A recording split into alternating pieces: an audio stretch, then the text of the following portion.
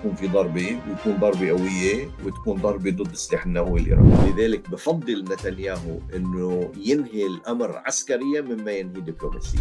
يعني معه نتنياهو من هلأ لمارش وإبريل يعمل اللي بده إياه بلبنان وبفلسطين. هو نبيه بري وكلهم هالورطة خلصت مدتهم من 20 سنة، بعدهم قاعدين وبعدهم عم يشتغلوا على النظام القديم.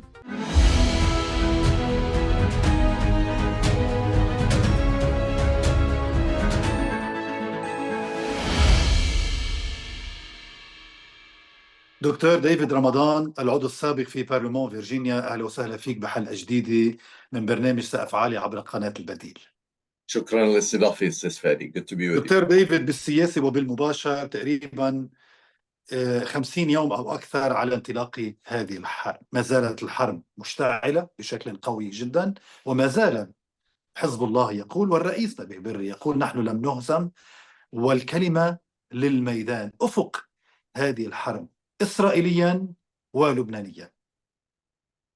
والله بدك تسأل هل فعلا الكلمة للميدان ولا الكلمة لمطعم عباس بميشيغان؟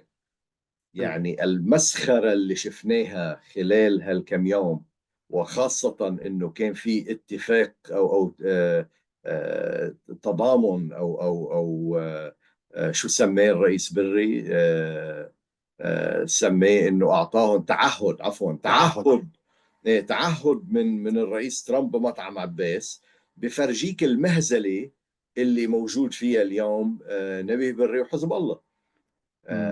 الميدان طبعا حكينا انا وياك من شهر تقريبا انه راح يكون في جروبات عسكريه، راح يكون في هول الضياع، هول الجنوب، هول العالم بيموت كرمال ارضه، وراح يموتوا كرمال ارضهم لانهم استشهاديين، لانه قاعدين بالجنوب لا في عندهم لوجيستكس، لا في عندهم قياده، لا في عندهم دعم، لا في عندهم حدا عم بنسي. كل واحد قاعد بمجموعته وبده يضل يحارب لاخر لحظه. هول استشهاديين. هيدا الميدان اللي عم يحكوا عنه، اذا هيدا الميدان اللي عم يحكوا عنه ايه مطول القصه. اما اذا الميدان اللي عم يحكوا عنه انه في نصر ما وقاعدين ناطرين لتفوت المركبه ب جروبس ويحطوا عليها ويفجروها ويطلعوا على التلفزيونات، يعني كلام، يعني كنا عم نقول عنه كلام فارغ من شهر، صار كلام مهزلي. اليوم عم نحكي بتعهدات مطعم عباس، وهو كل اللي عطاهم اياه سوفونير للرساله اللي كان جايبها منه مسعد بولس. فللأسف الشديد عالم عم بتموت، ما زال 1,500,000 شخص برات بيوتهم. اليوم نحن وعم نسجل استاذ فادي كم وحده، 11 12 11 او 12 ضربه على الضاحيه، غير اللي بالجنوب غير اللي بالبقاع. هولي كل وحده منهم شفت صوره هلا على الشاشه، بنايه مثل ما هي نزلت. طيب هذه فيها على القليله 18 شقه، هو 18 عائله بقيوا بلا بيوت لما تخلص الحرب، لما الميدان يجي. هول نبيه بري شو بده يطعميهم؟ سندويش شاورما من عند مطعم عباس؟ يعني عيب، استحوا على دمكم. انتهت هذه الحرب وانتهى حزب الله من ضربة البيجرز، وثم انضربت أكثر من ضربة مقتل حسن نصر الله، وبعدهم قاعدين عم بيساوموا، وبعدهم قاعدين عم بتجاركروا، وبعدهم قاعدين عم بيشوفوا مين رح ياخد شيء أكثر لحتى يضلوا هو وعائلته خارج نطاق العقوبات الأمريكية، أو لحتى يضلوا هو وعائلته مستلمين ويقدر يضمن المصاري اللي سرقوها بال20 سنة اللي مرقوا. عم تحكي هون عن مين؟ عن مين عم تحكي هون؟ عم بحكي عن نبيه بري وعلى المياتي. عم بحكي على عائلتين اليوم اللي هن مفروض يكونوا، شخصين اللي هن مفروض يكونوا عم بيطلعوا البلد من المشكلة اللي هن فيه، وهن عم يشتغلوا كرمال حساباتهم الخاصة، عم يشتغلوا كرمال مصالحهم الشخصية.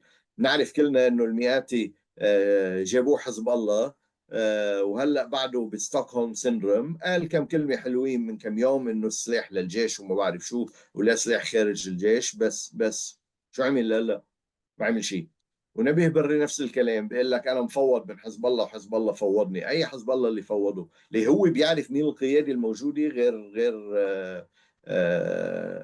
نائب الرئيس السابق اللي صار امين عام هلا، واللي قاعد مخبى بشيابه وما له لا كلمه ولا شيء، بيقول له بيطلع بيعطي الكلام اللي بيقولوا له اياه الايرانيه. ما في شيء اسمه قيادي، ما في شيء اسمه حزب الله. بقى في 10 نواب، 8 نواب، 9 نواب، ما بعرف كم واحد، هول اللي كانوا كانوا الابواق السياسيه للحزب.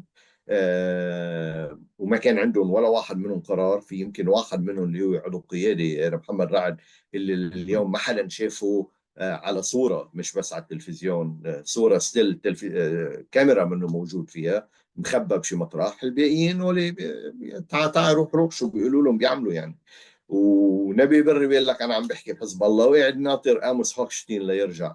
بركي اموس بجيب له معه نسخه عن الورقه اللي مضى لهم اياها دونالد ترامب، واللي هي سوفونير بيعلقها على الحيط بيشرب ميتها. حكي بلا طب طعم. دكتور ديفيد، يعني في بالموقف الذي يعلنه الرئيس نبيه بري، يعني يحكى أن الرئيس نبيه بري ما في يعمل أكثر من هيك، لأنه قد يكون يخشى من أي مشكل شيعي أو فتنة شيعية أو ما بعرف شو اللي. فتنة شيعية، فتنة شيعية مارونية، حرب أهلية تانية، فتنة شيعية أرثوذكسية، فتنة مع أهل السنة، فتنة مع وليد بيك جنبلاط. لا اوعى حدا يزعله للبيك.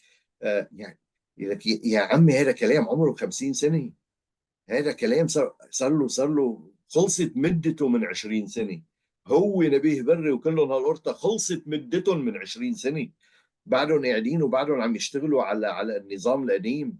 مثل ما حزب الله بعده كان عم يشتغل بالحرب على موديل 2006، طلع في موديل 2024 اللي جابهم واحد واحد وقتلوهم كلهم الإسرائيلية، وصاروا بعالم آخر، عالم الاي اي وعالم النظام الإلكتروني، وعالم بيعرفوا وينهم واحد واحد وبيجيبوهم ببيوتهم.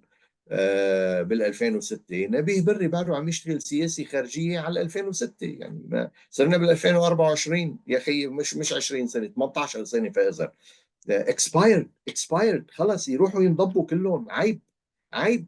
يعملوا انتخابات رئاسة الجمهورية، ينزلوا النواب على المجلس شو بعدهم قاعدين ببيوتهم، يجبروا لبري والله البرلمان منه من بيت بيو، منه ورتين ومن بيت بري. يروحوا ينزلوا على المجلس يجبروه انه يعمل اجتماع لمجلس النواب، ينتخبوا رئيس جمهورية ويعلنوا حكومة جديدة، ويقولوا انه هذا البلد انتهى، هيدي الشعب وجيشه مقاومة والحكي البلا طعمة والرول تبع نبيه بري وحزب الله خلصت ايامها. والا ما حدا شيء يصير شيء بلبنان، ما حدا جاي يساعد لبنان. كتبتها من شهر بمقال انه اعملوا هيك العالم كله بيجي بيساعد، اعملوا هيك امريكا بتساعد، اعملوا هيك العرب كلهم قالوا لكم اياها بكل صراحه، حلوها من جوا لنجي نساعدكم. اما دوحه تانية او طائف تانية وحدا يبعث وراهم مع شنط مصاري مثل مصاري بالزمانات ليجي يحلها، او ماكرون حيجي يحلها، او هلا ترامب من مطعم عباس حيجي يحلها.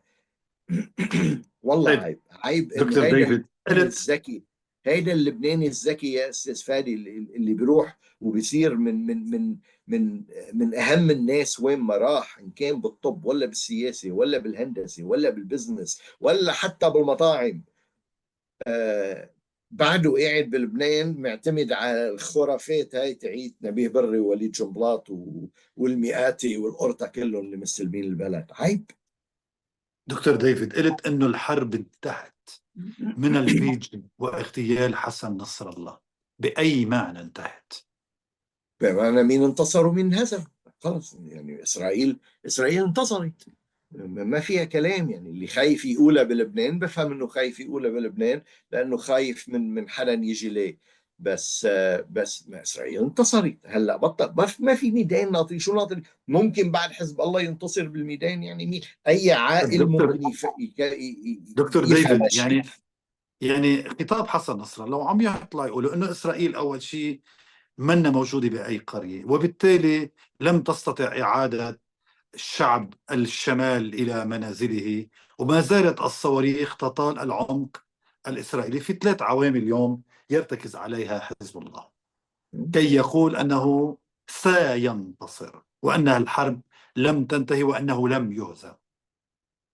اول شيء بيقول انه اسرائيل منا موجوده بأي ضيعه. هذا كلام غلط، عم نشوف كلنا على التلفزيونات، مش اني موجودين فوتوا الجبالات، عم بيصبوا بطون تحت الارض، يعني هيدي مش انه فاتوا بالليل وفرقه وطلعت وعلى السريع وما بدها يكون واحد خبير عسكري لا يعرف انه مرتاحين الجماعه، بفوتوا بيطلعوا مثل ما بدهم، بفوتوا جبالات وبطون وما بعرف شو مثل ما بدهم وبيطلعوا. سو هذا الكلام منه مزبوط. ثاني شيء انه ما فاتوا وقعدوا بالضيعه. اي ضيعه؟ كم ضيعه صارت من هدي مثل ما هي استاذ فادي؟ ما كمان شفنا على التلفزيونات كيف عم بلغموا ضيعه مثل ما هي، ومن امه ابيها بشيلوها للضيعه. طيب هاي الضياع اللي بدهم اياها حزب الله ناطرينهم ليفوتوا عليها لحتى يروحوا.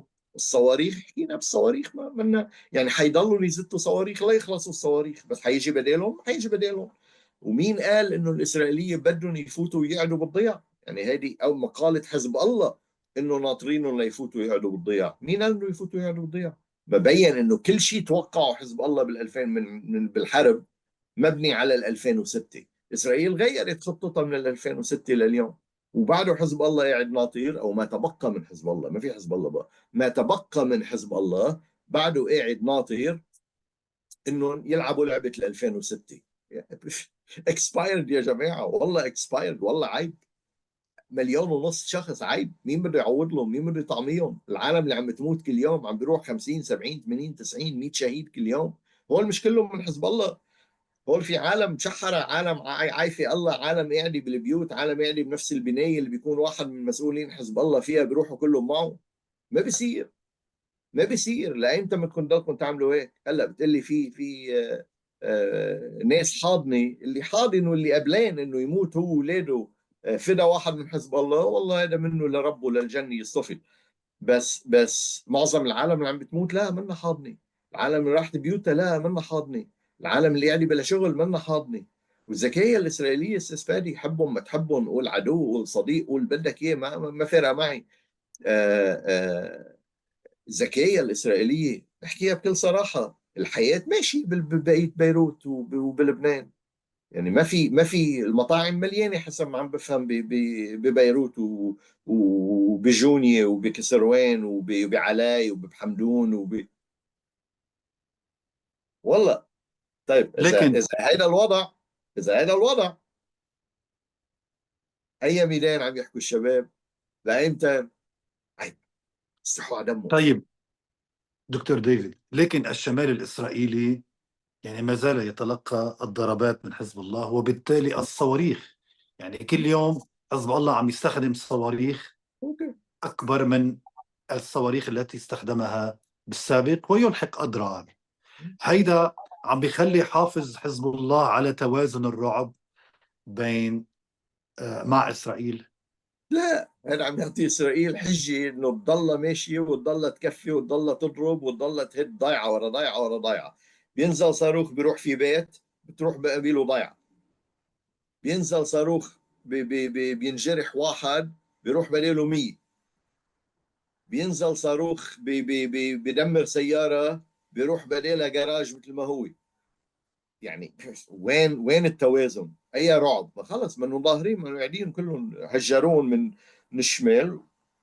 قد ايه بدهم يهجرون؟ 6 اشهر، سنه، سنه ونص، سنتين، هن بيتحملوا يا جماعه، في اقتصاد بيتحملهم، في وراهم العالم، مش بس امريكا، العالم كله ماشي معهم.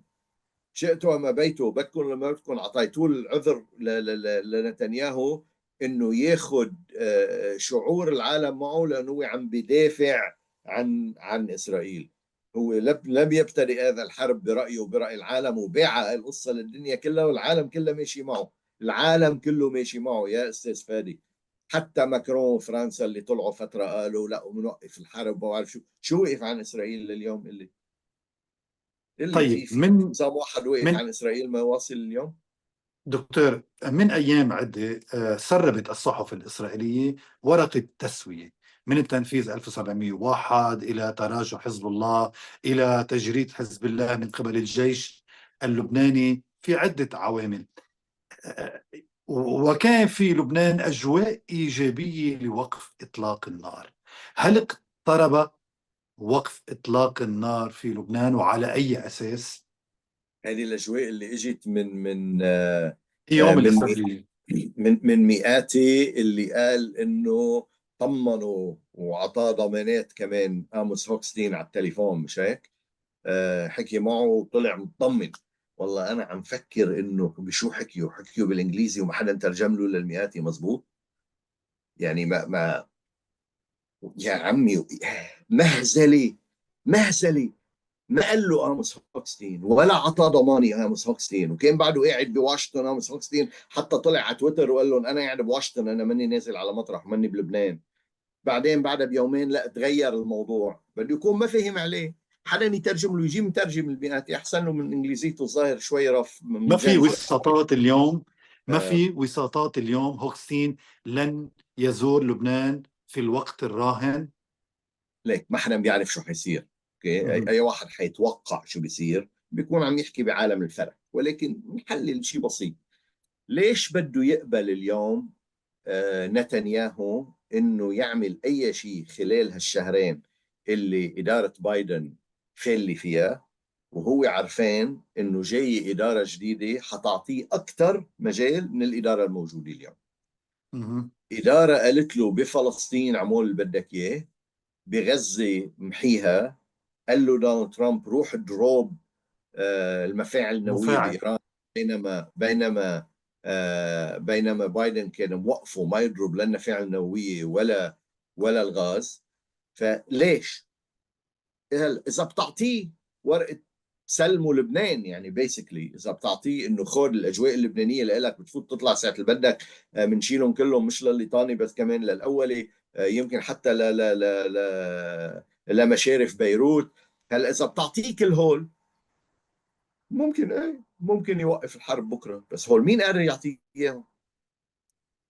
ما حدا قادر يعطيه اياهم، ما في بلد دكتور تعطيه اياهم. ديفيد، لذلك بالتحليل، هل حدا بيعرف؟ يعني ما حدا بيعرف، بس بالتحليل المنطق بيقول انه بالعكس، هلا الشهرين حيكونوا شهرين عصيبين جدا على لبنان. واليوم اذا اليوم اي دليل استاذ فادي، انا وياك نحن وعم نسجل اليوم شفنا 11 غاره بالنهار مش بالليل. هذا تصعيد. بالتصعيد نتنياهو عم بيقول علينا أن نعمل على إنهاء الملف النووي الإيراني. شو شو أفق هذا الكلام؟ وحضرتك كانت عم تقول أنه كان في منع أمريكي بأيام بايدن، لا المفاعل النووي ولا الآبار النفطية يجب على إسرائيل أن تضربها، لكنها ضربت مواقع استراتيجية صاروخية دفاعية مهمة جدا. بالمرحلة المقبلة كيف رح يكون النزاع الأمريكي، عفوا الإسرائيلي الإيراني؟ هل ستوجه إسرائيل ضربة جديدة إلى إيران، يعني قبيل أي رد إيراني بالتحديد؟ الاحتمال عالي كتير. نعم. اسرائيل ترى الخطر الوحيد بالشرق الاوسط لإلها هو سلاح نووي عند ايران. ده ما في خطر ثاني برأيهم وبتحليلهم وبموقفهم العسكري اللي هن مرتاحين فيه، انه ما عليهم اي خطر بالشرق الاوسط الا الخطر النووي الايراني مش العادي الايراني. برأيهم وبتحليلهم وباقتناعهم انه فيهم يحاربوا اي بلد عربي، وما في حاجه لانه في تطبيع مع معظم البلاد العربيه. سوريا مش خطر لهم، شفنا لليوم صار لها 30 سنه خرطوشه مش طالعه من سوريا. لبنان دمروا، حزب الله نهو. غزه كمان نهو. الضفه الغربيه فايتين طالعين مثل اللي فايتوا طالع على كرخانه بعد شوي، يعني كل شوي بفوتوا وبلموا عالم وبيطلعوا مفتوحه ما حدا بيقول لهم وينكم. اليمن، امريكا وانجلترا عم يهتموا لهم في الوضع، ما في خطر عليهم. حتى ايران شيل السلاح النووي ما بيعتبروها خطر. السلاح النووي هو الخطر الوحيد. نتنياهو صار له بيحكي عن السلاح النووي اذا بنتذكر من قد ايه، صار له 10 سنين القصه، لما راح مره على اليونايتد نيشن اخذ معه الصوره ورسم مم. رسم القنبله النوويه وفرجيها معبيه كلها ما بقي الا هالقد وبولعوها الايرانيه. صار له بيغني هالغنيه وبيحكي فيها من 10 سنين، لدرجه انه اقنع فيها الرأي العام الامريكي الجمهوري، واقنع فيها السياسيين الجمهوريين بامريكا اللي هلا حيستلموا خاصه دونالد ترامب. هلا السؤال، هل حيقدر يوقف ايران من الحصول على النووي بطريقه غير ميليتيرلي، غير ضربه عسكريه؟ ما بعرف، بنشوف. حيحاولوا لانه ترامب بيقول دائما ما بدي حرب. سو بفضل انه يوصلها بطريقه غير حرب. ولكن اذا ما في طريقه هينه وسريعه انهم يوقفوا التطور النووي بايران بشكل سريع جدا، لانه عندهم فتره سنتين بس، ما عندهم اكثر من هيك. ترامب راح يستلم بجانيوري، معه المجلس الشيوخ، على الارجح معه مجلس النواب. وهذا الشيء بدون سنتين. هلا بعد سنتين بصير في انتخابات نيابيه، والعاده بتقلب الشعب على رئيس الجمهوريه وبيخسر يا مجلس الشيوخ يا مجلس النواب، يا اما اثنين، وببطل معه هالقوه اللي معه اياها اليوم. فخلال هالسنتين الهدف حيكون من دونالد ترامب ومن نتنياهو، او من نتنياهو عبر دونالد ترامب والاداره الامريكيه، انه يوقفوا التطور النووي عند ايران. هل هذا حيقدروا يعملوه بطريقه غير عسكريه؟ شك. لذلك كمان التحليل المنطقي بيقول انه على الارجح رح يكون في ضربه، ويكون ضربه قويه، وتكون ضربه ضد السلاح النووي الايراني. هذا تصريح خطير، لكن تداعيات مثل هذه الضربة كمان إيران وتخشى هنا الولايات المتحدة من استخدام قوتها غير التقليدية، إن كان على المصالح الأمريكية في منطقة الشرق الأوسط، وإن كان على مصالح والدول الحليفة للولايات المتحدة. تداعيات تغامر كبيره. اليوم نتنياهو يغامر بكل هذه الأمور برأيك؟ ايه، ايه، نتنياهو ما فرق معه حدا الا هو. البلاد العربيه رح وبلشوا اوريدي انهم يشيلوا حالهم من هاللعبه. شفنا الامير محمد بن سلمان بالقمه العربيه بيقول انه ضد او اشان، مش هيك، او قال ضد الضربه الاسرائيليه ضد على الاعتداء على أي ضد على أي الاعتداء. دولة. أوكي. مش، لا لا، مش بس على الدولة، على الأراضي الإيرانية الإيرانية صحيح. الصديقة. الصديقة، استعمل كلمة الشعب الصديق والدولة الصديقة. لذلك هيدا التقارب اليوم بين السعودية وإيران، التقارب كان موجود بين الإمارات وإيران. عم حاول الاقي الكلمة بالعربي، inoculates بالإنجليزي، بحيد يعني البلاد العربية من ضربة من التداعيات. يعني ما حيتحملهم إيران مسؤولية، لأنه في تقارب بيناتهم.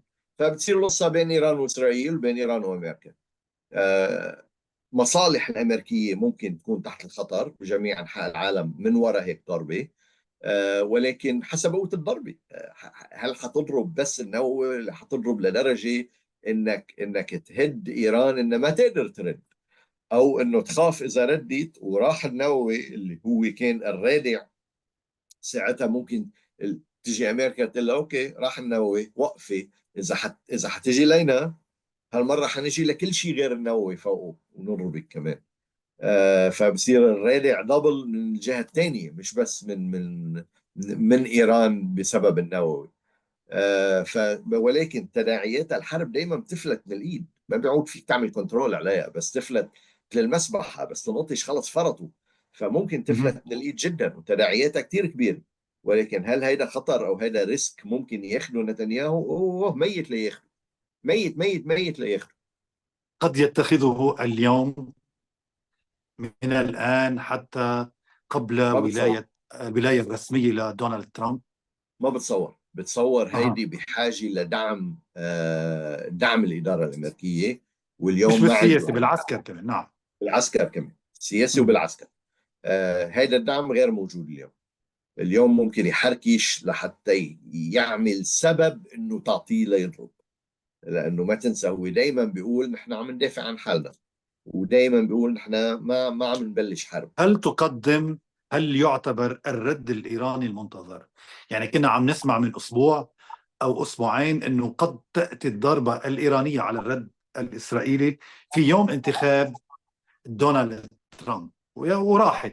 لكن حتى اليوم ما حدا عم يحكي بالضربة الإيرانية، الرد على إسرائيل. هل سترد إيران وتعطي الذريعة لإسرائيل، أم ستمتص هذه القضية؟ كمان ما حدا بيعرف، بتصور بلعوها مثل ما حللنا من كم جمعة انه حنضربكم، خبرناكم وين حنضرب. بايدن وقف الضربة من المفاعل النووية ومن الغاز، وقال لهم للإيرانية بلعوها. هيدي رد على ال 181 صاروخ، بلوها وبلعوها. قالوا حنرد ما حنرد، الظاهر بلعوها، الظاهر قبلوها وبلعوها. كل الكلام انه لا حنرد وحنضرب راح بخر. آه اذا ضربوا هلا حيعطوا العذر لنتنياهو. هلا هو حيحركش فيهم، حيحاول يحركش فيهم ليسببهم انهم يضربوا، وهيك بيكون عنده عذر لضربة اكبر واقوى. بس ما بعرف اذا حتيجي هالشهرين. اي ثينك، بتصور انه تركيزه هالشهرين حيكون على ياخذ قد ما بده بلبنان وبغزه وبالضفه هلا، ويترك موضوع ايران لحد ما يسلم دونالد ترامب. ودونالد ترامب ما بده عظيم. اياها تكون من اول يوم. هاي يعني عنده فتره ليبني وزارته ويبني دولته، يبلش ويشتغل. سو بيسلم بجانيوري، راحت لمارتش اور ابريل. يعني معه نتنياهو من هلا لمارتش اور ابريل يعمل اللي بده اياه بلبنان وبفلسطين. طيب دكتور ديفيد، فيما يتعلق بالشأن الإيراني، هل إيران تسعى ربما إلى تسوية ما مع الأمريكي ومع الإسرائيلي؟ ايه لأنه قد يكون متهيبا ماذا سيفعل دونالد ترامب في عز ولايته. لا ايران صار لها فتره، واجوا على امريكا وقالوا الشعب الصديق، وعارفين كانوا انه صح. في انتخابات لكن و50 50. ما وصلت لمطرح. لا لليوم ما وصلت لمطرح. ولكن هل مستعده؟ طبعا مستعده. ومثل ما قلنا من الاساس، ايران ما بهمها كان لا غزه ولا بهمها لبنان ولا بهمها حزب الله ولا بهمها حماس، ولا إلها مرتزقه شاريتهم يروحوا يحاربوا حتى هي ما تحارب. لذلك ايران مستعده. اذا بيعطوها ديل اليوم بكره بتاخذوا ايران. ولكن هلا صارت اصعب لها تاخذ هالديل بوجود ترامب، وصارت اهون لنتنياهو لانه ما بيوثقوا ببعضهم. لا هي بتوثق بنتنياهو ولا نتنياهو يوثق بايران. لذلك بفضل نتنياهو انه ينهي الامر عسكريا مما ينهي دبلوماسيا، بغض النظر شو بيقول علني للعالم. بيبعت رئيس الجمهورية أو بيقول لرئيس الجمهورية احكي عن رئيس الجمهورية بإسرائيل ما عنده أي قول. بإسرائيل، رئيس بيقول له إسرائيل. احكي، بيقول له فخري يعني، بيقول له احكي عن دبلوماسية وعلى ديل، بيحكي عن دبلوماسية وعلى ديل. بيقول لوزير الخارجية اطلع احكي دبلوماسية وديل، بيحكي دبلوماسية وديل. بيطلع وزير الدفاع بيقول نحن بدنا ننهي وبدنا نمسح. وزعب وزير الدفاع اللي بده يعمل ديل، كان حط واحد بداله وبيعمل اللي هو بده اياه. لذلك هذا حكي للإعلام وللرأي العام العالمي، بينما الفعل اللي بده إياه هو إنه ينهي الموضوع وينهي once and for all، يعني مرة وخلص وأخيرا. هل حيصح له يعمل هالشيء خلال فترة ترامب؟ علية الاحتمالات. معمول 100% بتصير؟ معمول أكيد، لأنه ترامب في نفس الوقت قال ما بدي حرب. والمعادلة هون، الشيء الوحيد اللي قادر يوقف هالشيء اليوم هي العلاقة السعودية الإيرانية، وقوة الأمير محمد بن سلمان عالميا وإقليميا، وموقفه اللي ما تغير، إنه أول شيء دولتين فلسطينية وإسرائيلية. وهلأ الموقف اليوم بيقول نحن ضد أي اعتداء على الدولة الصديقة إيران. هيدا موقف كتير قوي، هذا منه صغير. وهذا موقف بيوقف ترامب لدرجة انه على الارجح يوقف ترامب من انه جرين روح دروب ايران من اول نهار. بس بدي البالانس اليوم هو الامير دقيق محمد بن جدا. سلمان. دقيق